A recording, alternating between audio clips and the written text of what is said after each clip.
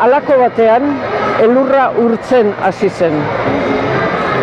Noiz argitzen du egunak, eguzkia Hendaia atzetik azaltzen denean gorri eta borobil, edo ark bidalitako lehen argiak iluntasuna urratzen duenean, noiz hasten da gaua, eguzkia jaizkibel atzetik ezkutatzen denean, edo lehen izarrak ikusten ditugunean.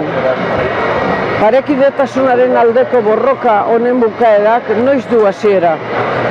Iraingile nagusia zure ondotik pasata iraintzen ez zaituenean, urtetan agurra ukatu dizunak burdindegiaren sarreran zuri eta ez beste inori egunon esaten dizunean, irainak kaletik eta ikastetxeetatik desagertu eta soilik sare sozialetan botatzen direnean, kuadriletan bi jarrerak batzen direnean, edo gauean txosnetan edozein uniforme daramaten gazteak jaizkibelekoekin elkartzen direnean, lekukotasun bat besterik ez den liburu hau plazaratzera ausartzen zarenean, hasia ote da bukaera.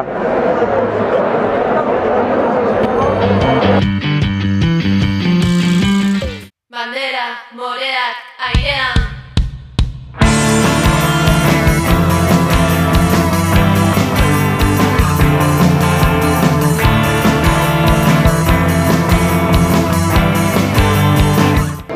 Aurten lehenengo aldiz Katakrak liburuak liburu batzuk aurkeztuko ditu Durangoko azokan, argitaratzen hasi baikara.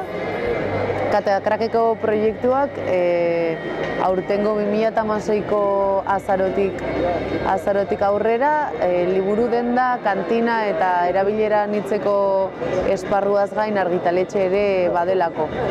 Gure lanildoak nolabait bi izanen dira, alde batetik saiakera argitaratzea, saiakera hori euskaraz eta gaztelaniaz argitaratuko dugu, eta gero euskaratuko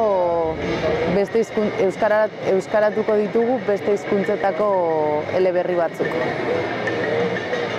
Momentu honetan gure ibilbidea hasteko bi liburu argitaratu ditugu. Bata da La radicalidad del amor, Sekro Jorbatena, iraultza eta maitasunen arteko harremanaz mintzo dena, eta bestaldetik Angela Davisen Askatasuna etengabeko borroka bat, Ferguson Palestina eta mugimendu baterako oinarriak. Liburu hau Angela Davisen azkeneko liburua da, egunerokotasun handia dauka eta guretzat hori oso baliagarria da liburuei bilatzen diogun zentzu horrengatik. Liburu honetan 10 kapitulu topatuko ditugu, nolabait metatuta. Hau da, ez da hasieratik bukaerara doan saiakera bat, bertan hainbat elkarrizketa, artikulu labur eta berak emandako hitzaldiak topatzen ditugulako.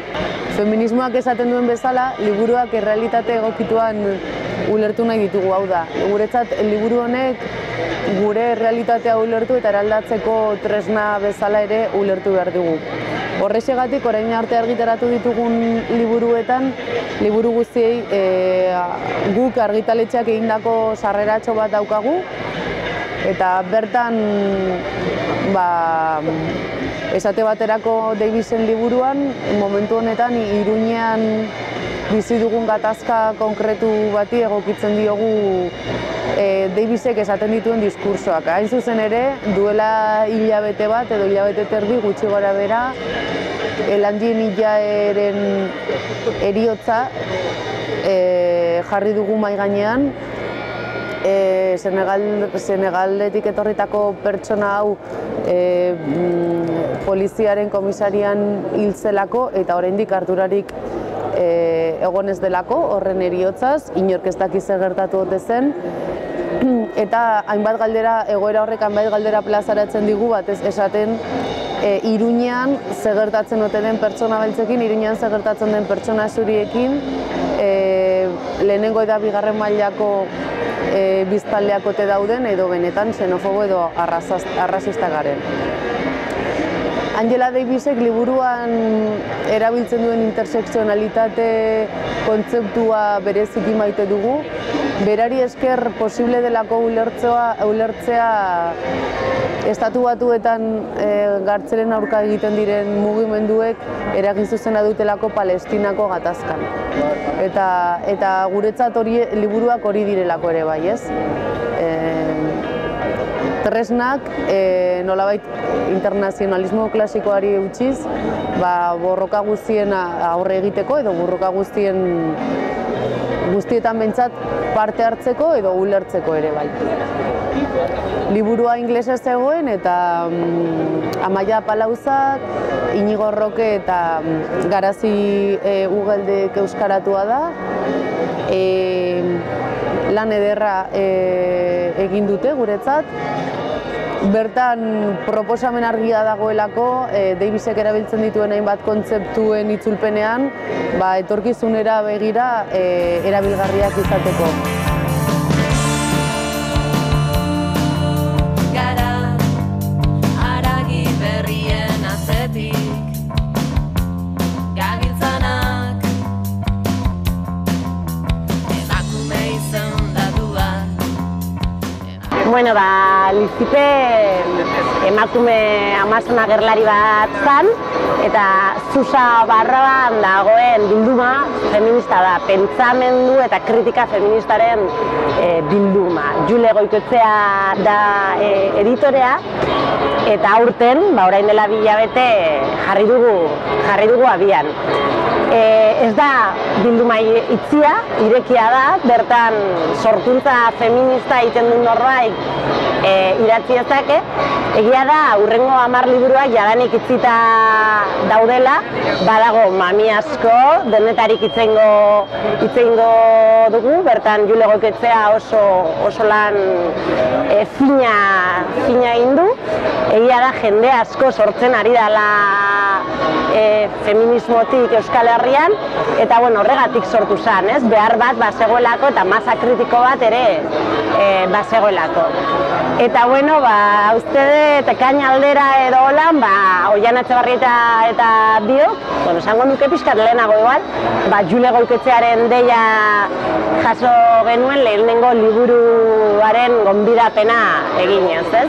Guretzako plazer bat izan zen Lizipe bezalako bilduma bateko lehenengo alea egitea, plazerra eta kriston erantzukizuna liberean. Eta lehenengo ale hau, borroka armatua eta gartzela du izena, ez?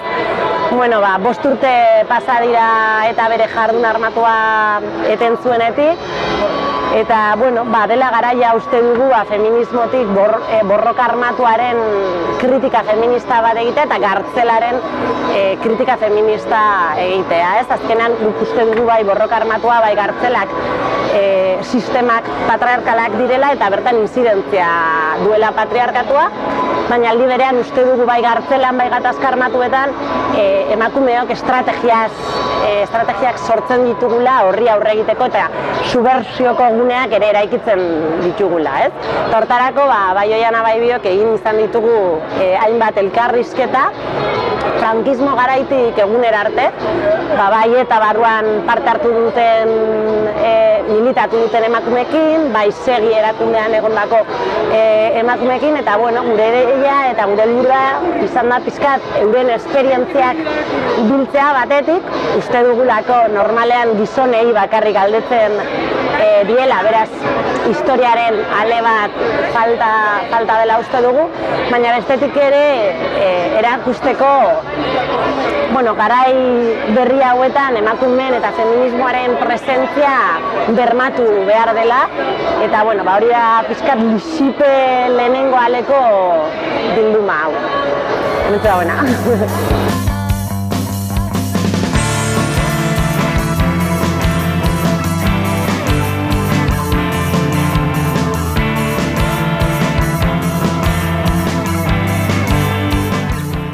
Eskafandra bilduma pentsamendu feministaren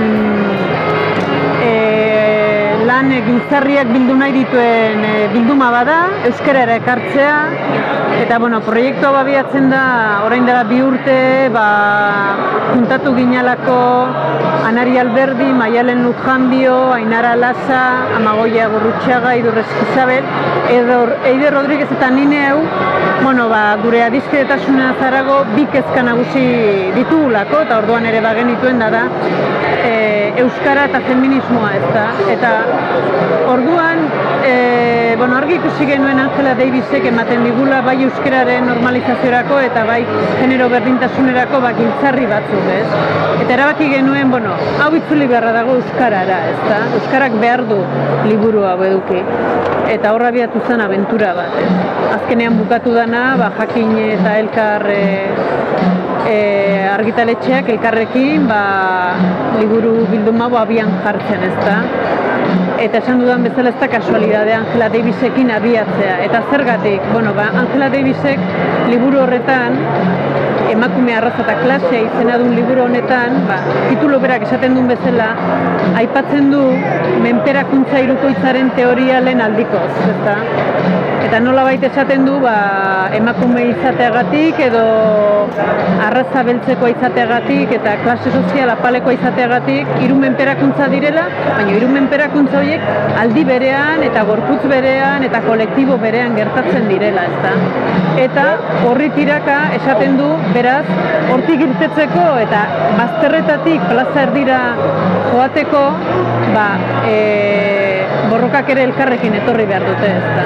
Orduan guk ideia horrekin, Angela Davisek arraza esaten duen toki horretan, guk nolabait, nortasuna edo nor izatearen kontzeptua jartzen dugu, nolabait nazio nortasunaren baitan. Hau ez da berria, 70ko hamarkadan iparraldeko euskal feministek jada egin zuten, eta guk berrartu egiten dugu.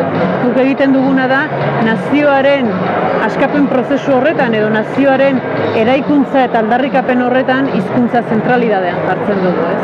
Eta hau nolabait garatzeko eta zabaltzeko, Angela Davisen teorizazio guztia oso baliagarri zaigu. Hain zuzen, aurten urtardian etorri zen Angela Davis ona, eta berarekin egon ginean, eta kontrastatu genuen, gure ikuspuntua, eta berarekin hitz egin genuen, da elkarrezketatu genuen, eta izan zen esperientzia eder bat, ezta?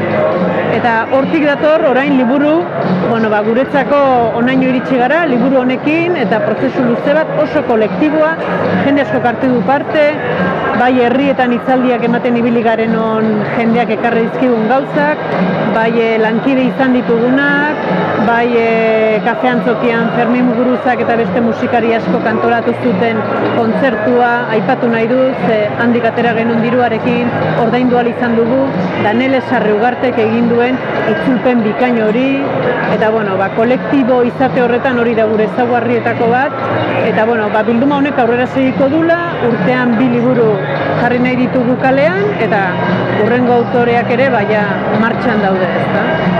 Geografia amestuetan barna, koloren garraio doan karabana, mugak lehertzen ditugu bidean, zure azalean eta nirean, bandera moreak airean, bandera moreak airean, bandera moreak airean, bandera moreak airean.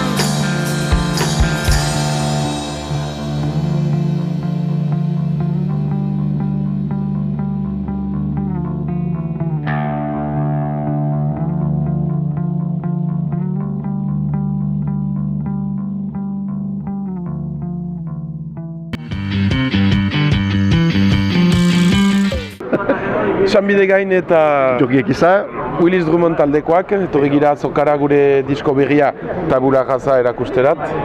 Eta gure diskografia osoa ere berriz kaleratzen da honen kondu, ara. Orain entzungo duzue joan ikustera, dela gure diska berriaren Tabula Rasaren hit singela, eta gozatu!